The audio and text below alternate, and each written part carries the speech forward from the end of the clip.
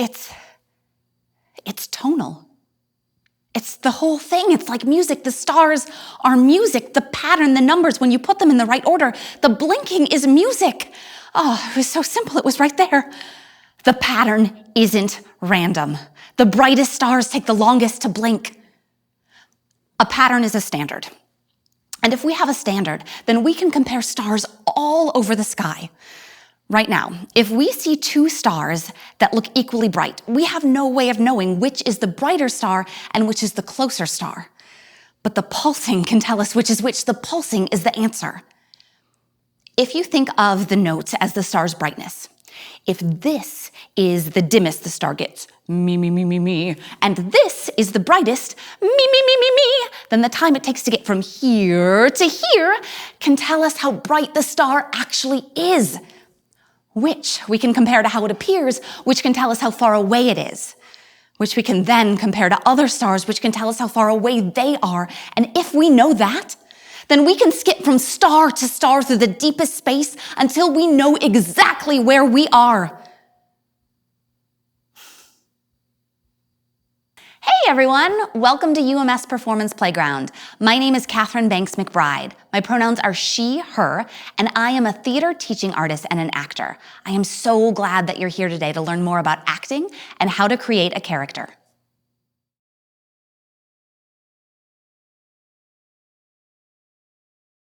I became interested in acting back in elementary school. I was always interested in the arts from a very young age. I took dance classes and piano lessons. So in the third grade, they started a youth theater in my hometown. And a youth theater is an organization that offers acting classes and some other arts classes for kids. At the end of my piano lesson, my teacher gave my mom a flyer for this youth theater. And she said, I think Katie will really like this. And so my mom signed me up and I loved it.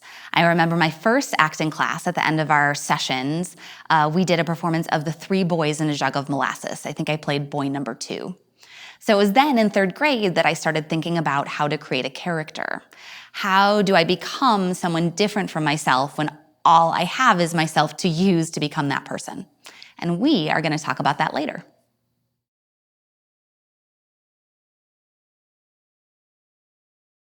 First, let's talk about how acting originated. Ever since humankind began, people have been gathering in groups to tell stories, to make music, to celebrate. In ancient Africa, where civilization began, whole communities would gather to perform rituals. And often these rituals involved creating characters. So doing something to yourself to represent something that's not you, maybe even something greater than yourself. Years later, the ancient Greeks would adapt these same storytelling principles, and they'd also build huge theater buildings, thereby separating the audience from the performers. A lot of these buildings still stand today, and they serve as structural models for theaters all around the world, including those on Broadway. So in more recent history, think the past 150 years, since the invention of mediums like film, radio, and television, actors like myself don't even need to be in the same place as our audience to share stories. In fact, we don't even need to exist at the same time. If you want to learn more about the history of theater and acting, please check out the Google Slides that are paired with this lesson.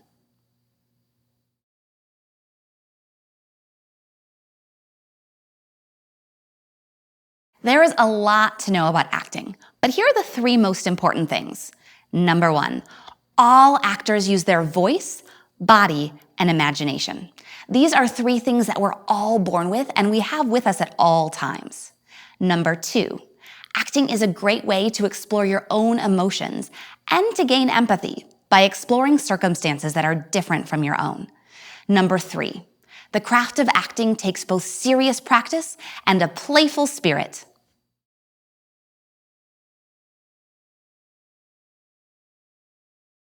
One of the coolest things about acting is getting to play characters who are having big aha moments, characters who are making discoveries, characters who are making connections. Now, sometimes that means that I get to play a real-life person. That was the case in the monologue you saw earlier. Silent Sky by Lauren Gunderson is about real-life astronomer Henrietta Leavitt and her scientific discoveries. Sometimes sharing in these aha moments means that I'm jumping into a play that's fiction, but it's also universally understood. And that's going to be the case in this next monologue. It's from a play called Every Brilliant Thing by Duncan Macmillan. In this monologue, the character, known simply as narrator, wrestles with their own depression and their declining mental health. This is my first session. I have resisted doing this. I'm, Midwestern.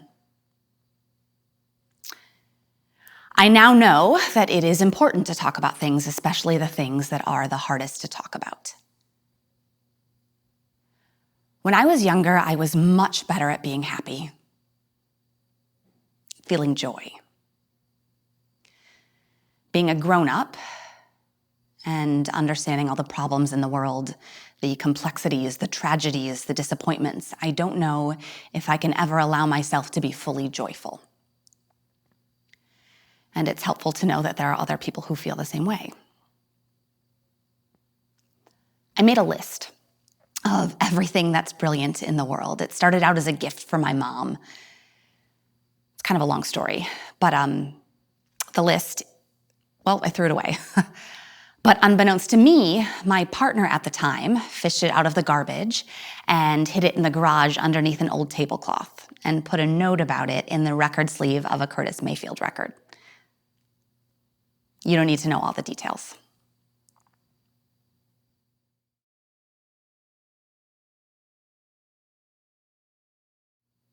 Now we're going to talk about how you can have fun at home creating a character.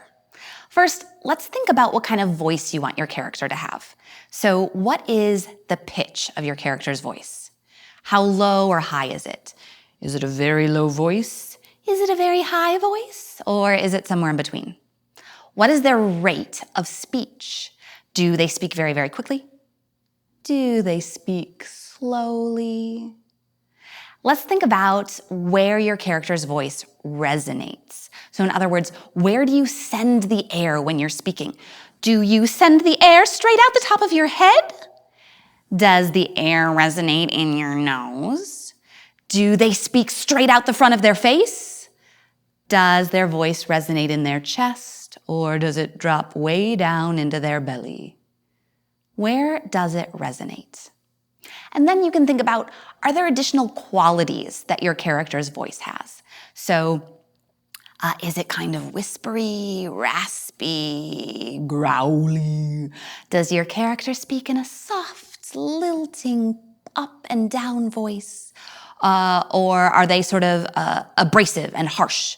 Do they end every sentence going up? Lots of different qualities that you can think about. And then, once you've created a voice for your character, you can start thinking about how do you want to use your body, right? So how does your character stand? Do they stand nice and tall? Do they lean forward when they're speaking? Do they slouch? How about movement? How does your character move? Which part of your character's body goes through space first? So in other words, do they lead with their head when they walk? Or do they lead with their nose? Do they lead with their chest? Or with their hips? Do they lead with their toes when they move through space? How does your character move? I'm wondering, when you see me lead with different body parts, what kind of characters come into your mind? What stories are you imagining? How is a character that leads with her nose? How is that person different from someone who leads with their hips? What are you imagining when you see someone who leads with their hips? Speaking of imagination, let's talk about your character's backstory. So what's happened in their life leading up to this point that's made them the kind of person that they are? And what's going on with the imaginary circumstances of your character in this moment in the scene? Are they having a fight with someone? Is there a lot of tension? Or did they just win the lottery? Are they in the middle of a celebration, a party? What's going on in this moment that's affecting their emotions? What if I wanted to pretend to be a woman who is 102 years old? Let's think about that. First, let's think about her voice. So we've talked about pitch, rate, resonators, and quality. So older people tend to have voices who've dropped down into their chest. Maybe there's a little bit of gravel. Maybe I'll put her voice somewhere in between my chest and the front of my mouth just to make sure you can hear me. Also, because we know that speech actually takes physical stamina, this person might not be able to speak very quickly. She might not be able to speak very quickly. And if we think about her body, we know with older people, their spines compress as they get older. And we know that there are certain diseases such as arthritis, conditions like osteoporosis that make it a little bit harder to stand straight and move quickly. She might be feeling some pain in her joints. So we've used our imaginations to think about these things, right? We've used our imaginations to think about what her voice might be, how her body might be. And now let's use our imaginations to think about this woman's imaginary circumstances. So let's take a really neutral phrase, like, I'm gonna go make pancakes. And let's think about different ways that she might say this depending on the different circumstances. So if her favorite grandchild had just asked her what she was gonna make for breakfast, she might say, I'm going to make pancakes. But what if someone just told her that she was too old to be cooking? Oh, she might have hurt feelings. She might be defiant. She might say, I'm going to make pancakes. What if she was remembering that pancakes were her spouse's favorite food? She might be feeling a little bit sad, right? So she might say, oh, I'm going to make pancakes. So now you've seen how I work to create a character. And you get to have a chance to do this at home or at school or wherever you are. So think about what character you'd like to create and get to it. Thank you for joining me here at the UMS Performance Playground. I hope you had fun learning about acting and how to create a character. For more information, make sure to check out the Google Slides and worksheets that are paired with this video. You can write down your thoughts and impressions and also get additional help on how to create your own character. Remember, whether you're working on a published play or creating a character that's all your own, all you need is your voice, body, and imagination. Bye.